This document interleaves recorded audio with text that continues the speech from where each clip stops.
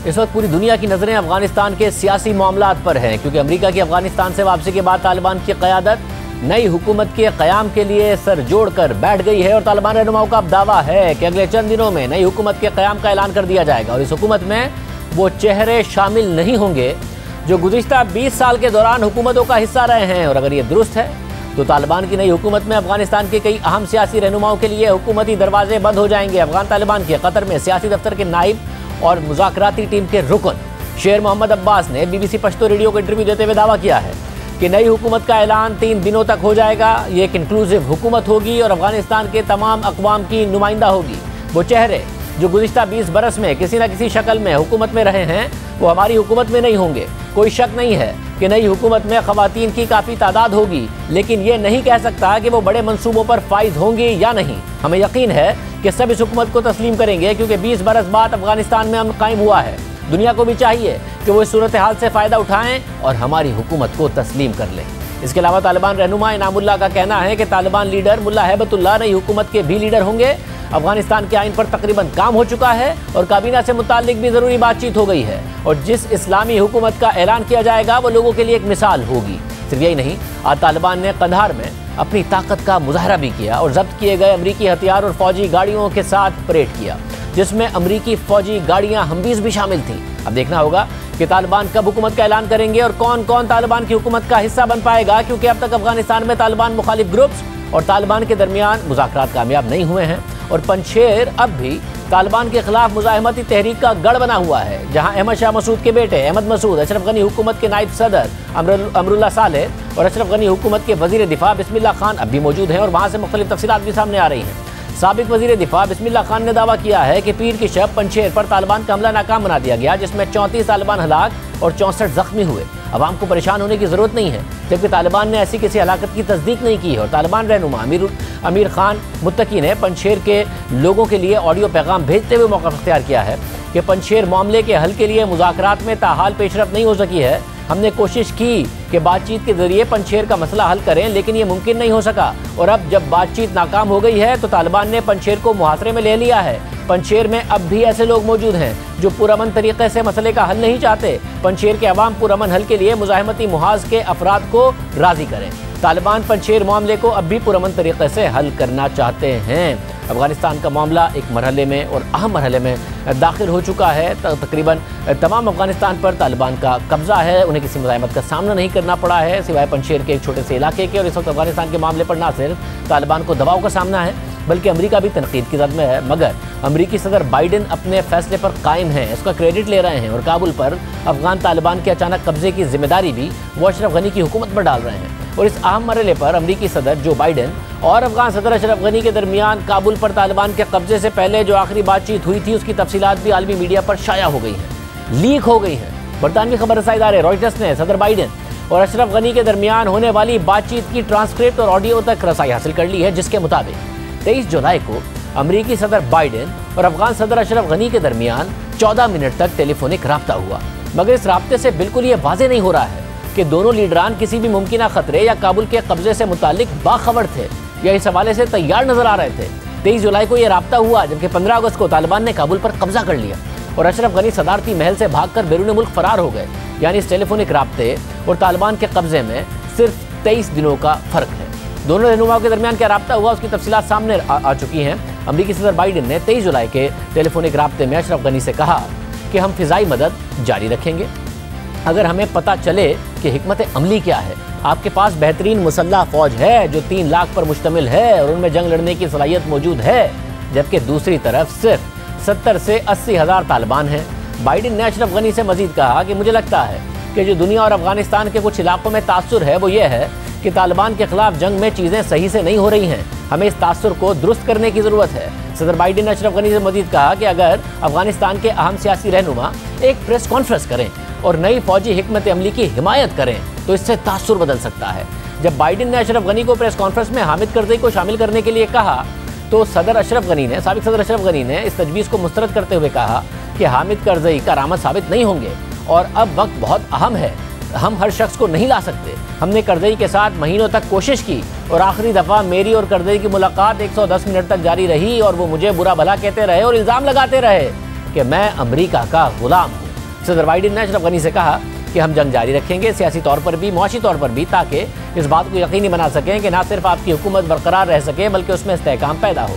अब ये अल्फाज हैं जिससे बिल्कुल भी ये तासुर नहीं मिल रहा है कि सदर बाइडेन को अफगान हुकूमत के फौरी खात्मे के खतरे का इल्म या अंदाज़ा था।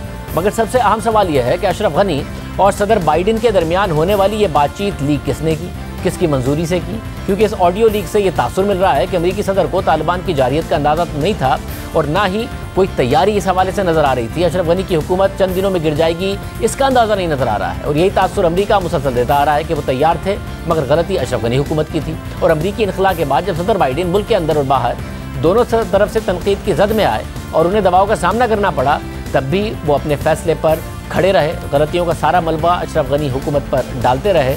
कल मीडिया ब्रीफिंग के दौरान अमरीकी सदर बाइडेन ने कहा कि मैं अफगानिस्तान से निकलने की जिम्मेदारी लेता हूँ, मैं इस ना ख़त्म होने वाली जंग में तौसी की इजाज़त नहीं दे सकता था। हमारा ये मफरूज़ा कि अफगान हुकूमत अमरीकी इनखला के बावजूद बरकरार रह पाएगी वो दुरुस्त साबित नहीं हुआ।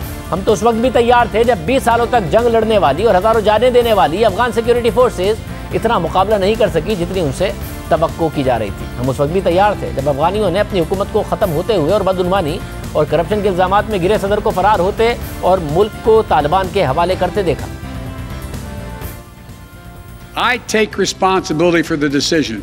मैं अफगानिस्तान से निकलने की पूरी जिम्मेदारी लेता हूँ। 2000 अरब डॉलर्स अफगानिस्तान पर खर्च करने और 2500 अमरीकी फौजियों के जानी नुकसान के बाद मैं अमरीका की अगली नस्ल को वो जंग लड़ने के लिए नहीं भेजूंगा जिसे बहुत पहले ही ख़त्म हो जाना चाहिए था। मैं इस ना ख़त्म होने वाली जंग में तौसी की इजाज़त नहीं दे सकता था।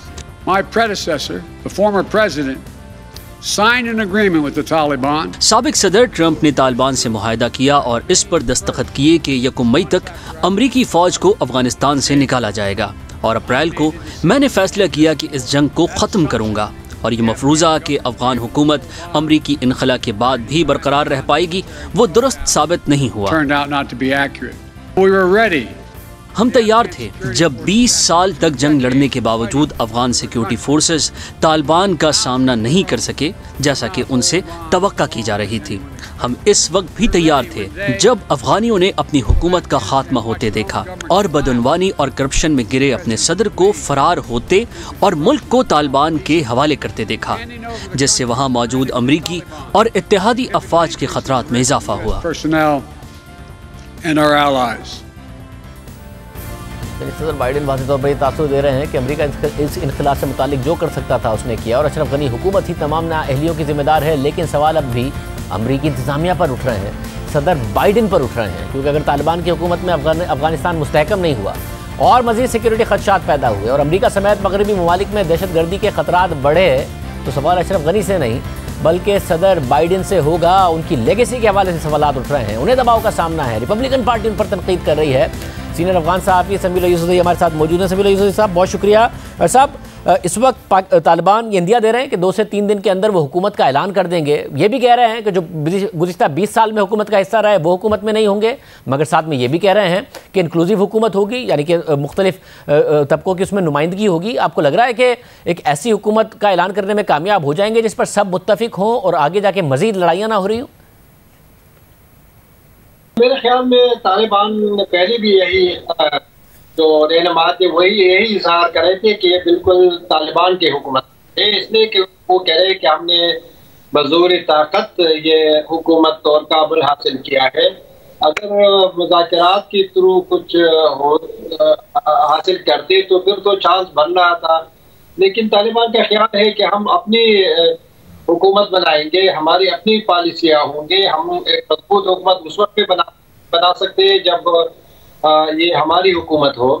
तो मेरे ख्याल में इस वक्त में लगता है कि तालिबान अपने लोगों को तो हुकूमत बना रही है, लेकिन यह है कि अपने लोगों में जो ताजिक्स है, जो उज़्बेक्स है, जो उज़्बेक तालिबान है और ताजिक तालिबान है, उसको कितना हिस्सा दे रही है। एक बहुत अहम सवाल यही भी है, इसलिए कि जो गुज़श्ता 20 सालों में जो माइनॉरिटीज ग्रुप थे, जो ताजिक थे, उज़्बेक थे, हज़ारा थे, वो अफगान हुकूमत में काफ़ी शेयर्स होल्डर्स थे। वाइस प्रेसिडेंट हमेशा उनका था, दूसरा वाइस प्रेसिडेंट उज़्बेक कम्युनिटी से होता था या हज़ारा से होता था। इसी तरह कैबिनेट मिनिस्ट्रीज में भी उनकी काफी तादाद थी। अब तालिबान पे एक चैलेंज ये है कि अगर वो साबिका जो मुजाहिदीन या पोलिटिकल ग्रुप हुए अगर उनको हिस्सा न दे, क्या अपनी जो तालिबान के जो अंदर जो नॉन पश्तून है उनको कितना हिस्सा देंगे। मेरे ख्याल में एक अब तालिबान के लिए एक चैलेंज है, अगर वो लोग नाराज हो जाए फिर तालिबान के लिए मसला खड़ा हो सकता है। तो इसी वजह से कोशिश किया जा रहा है कि जो तालिबान के नजदीक जो नॉन पश्तून है या नॉन पश्तून तालिबान है उनको भी हिस्सा दिया जाए और फिर दुनिया को ये बताया जाए कि आप लोग का जो गवर्नमेंट से जो मतलब था कि हर कम्युनिटी के लोग अफगान हुकूमत में हो, तो हमने तो उन लोगों को शामिल कर दिया है। ठीक है, ये लोग साबिका लोग नहीं है लेकिन नई लोग हैं, अच्छे लोग हैं और तालिबान से भी वाबस्ता है और कुछ लोग तालिबान हटकर भी लोग मेरे ख्याल एक दो रखेंगे। अब ज़ाहिर तालिबान को पूरे अफगानिस्तान पर कब्जा है, पंशेर में उनको किसी एक मुज़ाहमत का सामना ज़रूर है। आपको लगता है जब हुकूमत का वो ऐलान करते हैं उसके बाद ये जो मज़ाहमत है उसकी वजह से और मज़ाहमतें भी जन्म ले सकती हैं, या फिर इस तरीके से अगर वो हुकूमत का ऐलान कर दें तो इस वक्त कोई ऐसा ख़तरा नहीं है, कोई बगावतों का ख़तरा नहीं है तालिबान को?